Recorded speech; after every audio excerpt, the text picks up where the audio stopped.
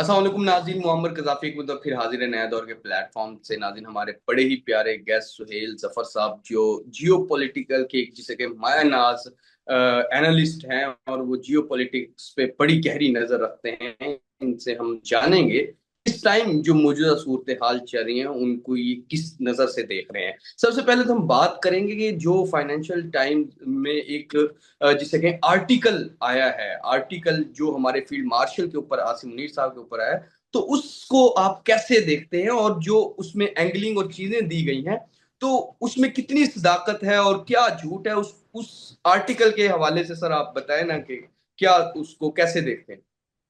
नहीं जी, देखें, field marshal साहब का जो ओवरऑल रोल सारा चल रहा है, आर्टिकल आने की जुजियात हम बाद में देख लेंगे।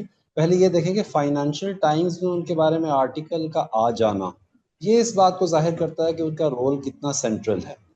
तो जब हम्म। एक उनका रोल इतना सेंट्रल है, जभी तो वो आया। अच्छा, अब उसमें अगर कोई हम हम्म। देखें कि वो कोई पॉजिटिविटी है या उसमें किसी की तरफ से कोई ऐसा अमल है कि जिसके जरिए से वो कोई निगेट कोई चीज करने हम्म। की कोशिश कर रहे हैं, वो एक सेकेंडरी चीज हो जाती है। मैं इसको सिर्फ इस नज़र से देखता हूँ जी। अगर हम अभी इसको इतना ही देखें कि उनकी प्रोमिनेंस, उनकी सेंट्रल पोजीशनिंग, और मैं आपके सामने इसमें एक और जाहिर करूंगी, जब आपके साथ हम आते हैं तो ये बड़ी ख्वाहिश होती है कि कोई ना कोई ऐसी चीज़।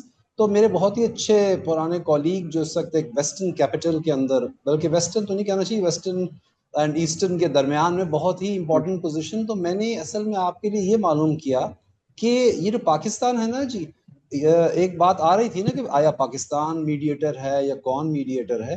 पाकिस्तान ही असल मीडिएटर है। और फिर आपको ये भी पता है कि पाकिस्तान के अंदर वो कौन सी शख्सियत है जो असल मीडिएटर है। और उससे बढ़कर ये कि बिल्कुल। वो कौन सी शख्सियत है कि जिसका टेलीफोन आज भी अगर हो, और आज रात को भी हो जाए जब ओवल ऑफिस के टाइमिंग्स होंगे, तो प्रेसिडेंट ट्रंप बिला हुज्जत वो हिलो हुज्जत पिक कर लेंगे, जो कि जेडी वैंस कह बिल्कुल। चुके, जो कि बहुत लोग कह चुके। तो इस तनाजुर में मैं तो इसको देखता हूँ, और इससे ज्यादा कुछ नहीं। ठीक ठीक ठीक है। अच्छा सर, इसके अलावा अब जिस तरह आपने फील्ड मार्शल का भी बताया, बहुत सी सारी चीजें वो इस टाइम करंट सिचुएशन में उनका बड़ा कलीदी किरदार है ईरान अमेरिका वॉर में। लेकिन इसी के साथ साथ सऊदी अरब के साथ जो हमारे ताल्लुकात और चीजें जिस पे हमने पहले भी गुफ्तगू की, इस टाइम इस आर्टिकल में ये भी बताया गया है कि पाकिस्तान कोई ट्रेड ईरान से तेल की ट्रेड कर रहा है, जिसकी वजह से पाकिस्तान ने ईरान को रोका कि वो सऊदीया पर अटैक ना करे, वरना वो ये ट्रेड डील जो बैक एंड बैक डोर पे जो फील्ड मार्शल है पाकिस्तान के वो ईरान से कर रहे हैं, इसको वो डील को खत्म कर देंगे। तो इस दबाव में आके ईरान ने सऊदी अरब पर अटैक नहीं किया। तो ये भी चीजें चल रही हैं। नहीं, आपने बड़ा अच्छा किया कि आपने मजीद इसको उजागर कर दिया। तो अब जैसे आपने किया, तो मैं भी थोड़ा सा कर दूं कि जनरल वहीदी के साथ मिलते हुए, और इस तरह के जब आर्टिकल्स आते हैं तो उसमें इस किस्म का इंदिया दे दिया जाता है कि शायद इसमें कोई अपने मफादात हैं और इस तरह की कोई बात है। तो बात असल में ये है जी कि जो ईरान के साथ जितना भी हमारा अपना ट्रेड है, या ईरान का तेल पाकिस्तान में से आके चला जाना, पहले हम ये समझ लें, ये सब चीज़ें ऐसे मुमकिन नहीं होती। लोग असल में कुलाबें बहुत मिलाते हैं ना, ये फाइनेंशियल टाइम्स वाले बैठ के तो बहुत सारी कुलाबें मिलाते हैं कि एक कुलाबें ये मलाई, सोचिए कि ईरान से तेल पाकिस्तान के अंदर से होता हुआ यहाँ से एक्सपोर्ट हो जाएगा। अरे साहब, ये कोई तेल है, जहाज है तेल का, या ये क्या है? मतलब है कि कोई छोटी मोटी कमोडिटी या टमाटर प्याज है कि जो ईरान से स्मगल होकर यहाँ आ जाएंगे, और थोड़ा बहुत पेट्रोल आ भी जाता है। तो एक तो बात यह कि इसकी कोई सर और पैर नहीं है, इस किस्म की ये जो बातें की जाती हैं कि चूंकि पाकिस्तान ने कहा और फिर इस वजह से वो तेल जो है वो आ रहा था और उसको रोक दिया गया। ऐसा कुछ भी नहीं है। हाँ, कुछ फैसिलिटेशन तो पाकिस्तान ही की वजह से ईरान को मिली हुई थी। हम थोड़ा सा ना ईरान वाले मामले को ये देख लें, फिर हम सऊदी अरब की तरफ भी चले जाते हैं कि पाकिस्तान ने ही तो ये एमओयू करवा के दिया। उसके बाद जो वो कुछ दिन बीच में से गुजरे, उससे पहले के चले जाए कि ईरान ने वो हिट कर दिए वहां से जो टैंकर्स गुजर रहे थे, अच्छा खासा तेल ईरान ने उस वक्त, आप ये समझ लीजिए कि बरामद कर दिया, एक्सपोर्ट कर दिया, और उसके अच्छे खासे पैसे भी उनके पास आ गए। लेकिन उसके बाद उन्होंने खुद ही अपने मामले पे थोड़ा सा कदगन लगा ली। और सऊदी अरेबिया का जहां तक ताल्लुक है, उसका ईरान से ताल्लुक कोई बनता नहीं है बिल्कुल भी। सऊदी अरेबिया का तेल क्या वो ईरान पे दारोमदार होगा? उसके अपने तरीके हैं, उसकी अपनी डायमेंशंस हैं। अगर वो ईस्ट से नहीं जा रहा तो वेस्ट से जा रहा है, उस पर हम अलग बात कर सकते हैं। मगर सऊदी अरेबिया ईरान पे कैसे डिपेंडेंट हो जाएगा, ये जरा समझने से हम कासिर हैं। तो लिहाजा ये मामले को तो हम फिलहाल यहीं छोड़ते हुए अगर ओवरऑल सिचुएशन को देखेंगे, ईरान ने इस वक्त यहाँ पर दो दो गल्फ्स हैं, दो इलाके इस वक्त मेजर सामने आए हुए हैं। बहुत बात हो रही है कि जी ये स्ट्रेट ऑफ हॉर्मुज का क्या मामला है और उधर वो बाबल मंदब का क्या मामला है। तो इस पे इंशाल्लाह आगे बात करते हैं, अगर फर्दर इसमें आप ऐड करें, नहीं तो फिर इसके ऊपर बात करते हैं। जी जी, आप बताएं इसमें डिटेल। एक तो इसके साथ साथ जो बाबुल मंदब का आपने जिक्र किया, इसमें यमन के साथ जो मामला चल रहे हैं, क्या पाकिस्तान इस जंग में कूदेगा? जो बाबुल मंदब वाला मामला है, इस पे आप क्या समझते हैं? उमर कजाफी साहब, ये आपका जो प्लेटफॉर्म है ना, इस पे एक बड़ा ही इस वक्त एकेडमिक, आपकी इजाजत से मैं ये सारी बात करूं कि थोड़ा सा ना बताने की जरूरत है। हमारे बहुत जो वो नाजरीन वेल इन्फॉर्म्ड हैं, थोड़ा सा पीछे चले जाएं। हम सिर्फ ये देखें कि जंग ये सारी होती किस तरीके से है मामला। सबसे पहले एसेट्स नेवल आ जाते हैं, ये सबमेरीन्स आ जाती हैं, वो टोमाहॉक क्रूज मिसाइल्स जो हैं उनको दाग देती हैं, क्योंकि जिस मुल्क के अंदर वो करना होता है उस मुल्क के अंदर एयर डिफेंसेस भी होते हैं, सब चीजें होती हैं। ईरान में ये चीजें पहले ही डिप्लीटेड थी, दूसरे तीसरे दिन ये मामला खत्म हो गए। उसके बाद आके जहाजों के जरिए दूसरे तरीके से ईरान के अंदर बम्बार्डमेंट और वो सारे सिलसिले चलने लग गए। मैं इसलिए इस वक्त बात कर रहा हूं कि एक बात की जाती है ना कि वेस्टर्न उनके अब असलहे वगैरह कम हो गए, इसमें कोई शक नहीं। उनके जनरल्स ने भी कह दिया कि उनके जो टोमाहॉक मिसाइल्स और दूसरे मिसाइल्स जरा कम हो गए और उनकी जो डिफेंसिव कैपेबिलिटी उस पर तो भी आ जाते हैं। लेकिन मैं जल्दी से अपने नाजरीन के लिए ये बता दूं कि जिस मुल्क के ऊपर ये सुपीरियोरिटी कर दी जाए ना एरियल, उसका मतलब ये है कि ईरान के बेशतर इलाके पर कोई भी जहाज उड़ के चला जाता है और उसको इंटरसेप्शन नहीं होती, तो उसमें फिर एक आसानी उस मुल्क के लिए हो जाती है।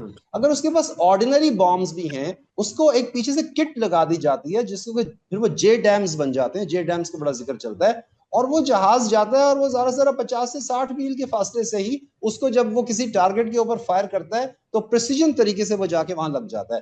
तो इसलिए एक तो अमेरिका को फिलहाल ये जो बॉम्बिंग चली जा रही है ना कि चले चले जा रही है, जबकि हम हर तरफ सुनते हैं कि उनका तो असलहा खत्म हो गया, तो ये एक उनको आसानी है कि वो ये काम कर रहे हैं। मगर इस काम से उन्हें कोई बहुत बड़ा फायदा नहीं हो रहा, इसलिए कि उनका मकसद ये करने बिल्कुल का ये है कि वो स्ट्रेट ऑफ हॉर्मूज खोलें, जिसे हुर्मस कह लीजिए अरबियों की जुबान में, और हॉर्मूज अगर ईरानियों की बात करें, तो वो तो नहीं खुल बिल्कुल। पा रही।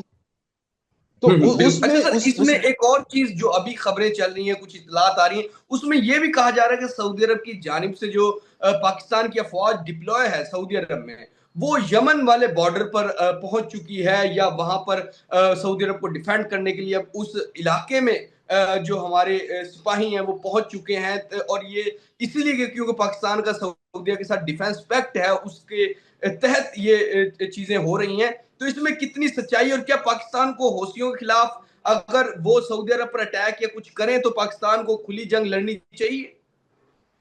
वो उमर कजाफी साहब, बड़ा अच्छा आपने टॉपिक उठा दिया। ये सारे का सारा एक ढोंग, एक यहाँ पर हमारे एनालिस्ट इसको चला रहे हैं और उसके ऊपर अपना बगैर किसी उसके किसी सबूत के, किसी उसके चल रहे हैं ना, उनको किसी बैकग्राउंड का पता है।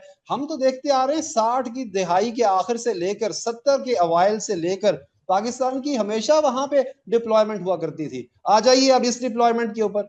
साहब ये डिप्लॉयमेंट तो अरामको जहां पर है वहां पर एक एयर बेस है, वहां पर हमारे JF-17 हैं, वहां पर हमारी थोड़ी ड्रोन्स वहां पर मौजूद हैं। दूसरी अल खर्ज की तरफ जो रियाज के मजाफात में वाकया है जगह, वहां पर मौजूद हैं। वो मौजूद है HQ-9 जो इनका सिस्टम है, इसका ईरान चाइना का, जो कि एक वो इनकमिंग इंटरसेप्टर है। ये दो इलाके हैं, ये फौजी हैं। बेशक के 8 से 10 हजार फौजी पाकिस्तान के वहां मौजूद हैं, इसके अलावा भी कुछ फौजी मौजूद होंगे जो हमेशा से हुआ करते थे। लेकिन मैं कभी भी ये नहीं समझता, असल में जी बात असल में ये है कि जब हिस्ट्री के ऊपर पूरी नजर ना हो ना लोगों की, वो इसको इस तरीके से पेश कर देते हैं कि शायद पाकिस्तान कोई मर्सनरी कंट्री है और वो दूसरों के लिए जाके लड़ाइयां लड़ता है। हालांकि ऐसा बिल्कुल भी नहीं है। पाकिस्तान के बारे में जिस जमाने में कहा जाता था ना सीटो और सेंटो का रुकन बन गया, क्या पाकिस्तान ने कभी वियतनाम में अपनी अफवाज भेजी थी? अब आ जाइए इस मामले पे। हाँ ये जरूर है कि अगर कोई चढ़ दौड़े सऊदी अरेबिया के अंदर, या मिसाल के तौर पे वहां पर बैलिस्टिक मिसाइल्स आने शुरू हो जाए, हाँ पाकिस्तानी फौज जो और पाकिस्तानी जो टेक्नीशियंस, पाकिस्तानी जो लोग ऑपरेट कर रहे हैं उस सारे असलहे को, वो उसमें हेल्प करेंगे, उसको वो इंटरसेप्ट करेंगे। हाँ जब अगर, तो उसके इससे अलावा तो और कुछ भी नहीं है।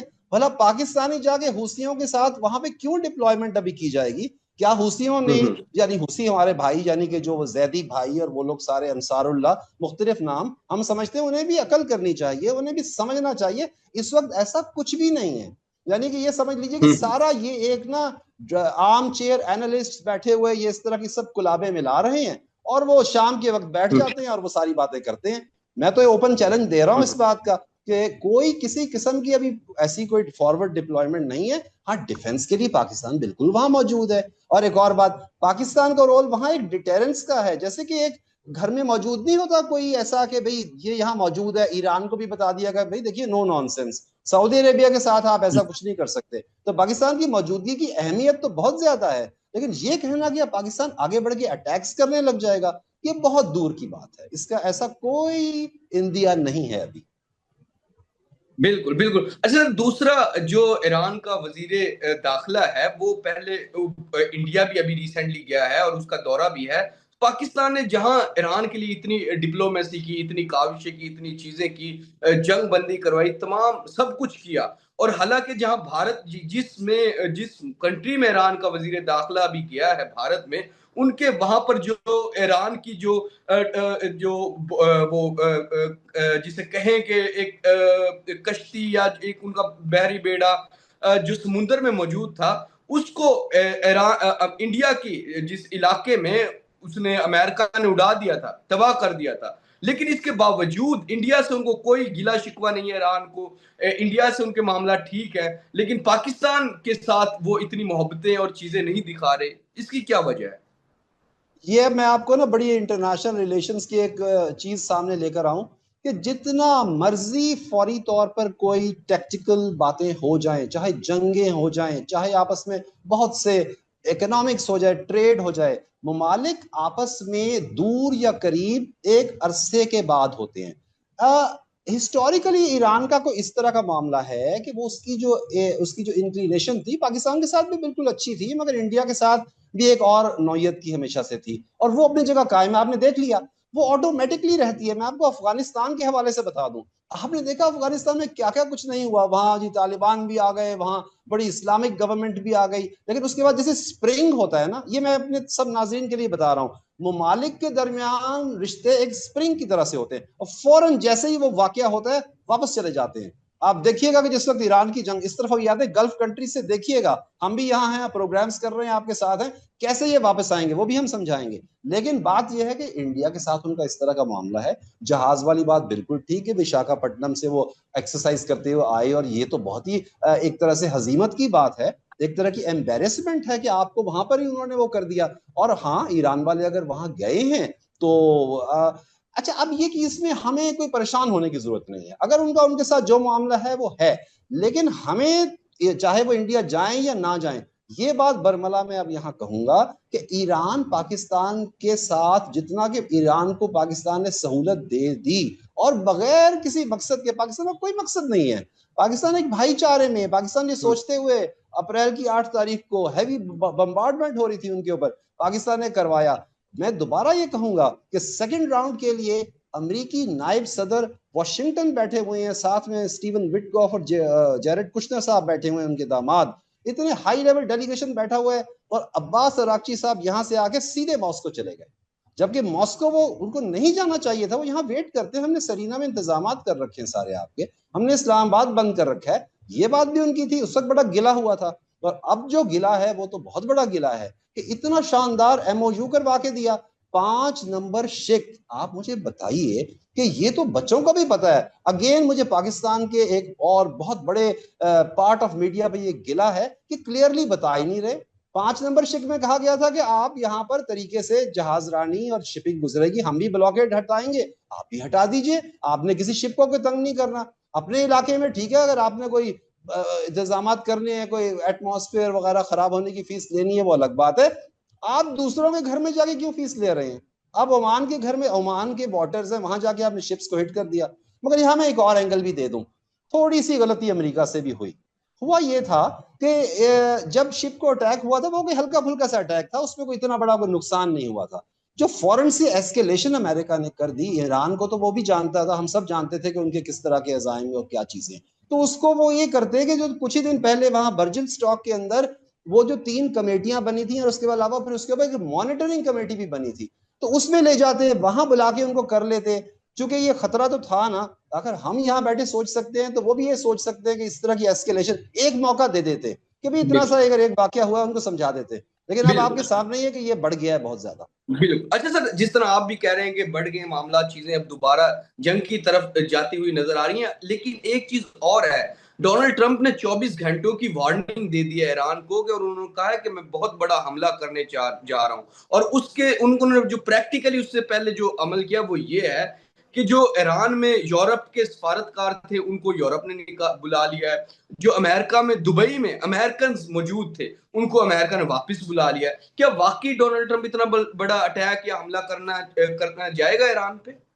जी, मैं तकरीबन सारी रात से ही मैं जाग रहा हूँ, आपका प्रोग्राम है, हम तो बिल्कुल दम साधे हुए बैठे थे रात भर से, क्योंकि हम ये देख रहे थे कि उनकी तरफ से आया। और दूसरी बात ये होती है कि the actions speak louder than the words. हम ये देख रहे हैं, जैसे आपने ये एक एक्शंस बताए, इसके अलावा एक और भी एक्शंस हुए हैं, वो एक्शंस भी नाज़रीन के लिए समझाएं। मैं अपनी याददाश्तें पुरानी, जिस जमाने में अफगान वॉर हुआ करती थी, तो हम लोग ये सब चीजें जब पढ़ते थे और समझते थे उस जमाने में कि जनाब वो जो बॉम्बर्स हैं बड़े बड़े, वो तो मिजूरी से टेक ऑफ करते हैं, जैसे कभी वो B-2 बॉम्बर्स ने किया था, और वो फिर आते हैं और अफगानिस्तान पे बम्बार्डमेंट करते हैं, रास्ते में रिफ्यूलिंग करते हुए फिर जाकर जो इंडियन ओशन के साउथ में एक डीगो गार्शिया नामी जो जजीरा है, जो जहां फैसिलिटी है, वहां जाके फिर वो लैंड कर जाते हैं, क्योंकि कहीं लैंड तो करना नहीं इतने बड़े जहाजों ने, तो वो मूव कर दिए गए हैं। इसीलिए तो वो जो बर्नहम साहब नए प्राइम मिनिस्टर हैं, उनके ऊपर बात आई, ईरान ने कहा कि भाई आप आपके भी अब हम एसेट्स को निशाना बना सकते हैं, क्योंकि फेयरफर्ड जो जगह है, अब वहां पर तमाम बॉम्ब्स और सब चीजें रख दी। कैसे ये बड़ा जहाज आता है ना, ये B-1 और ये जो है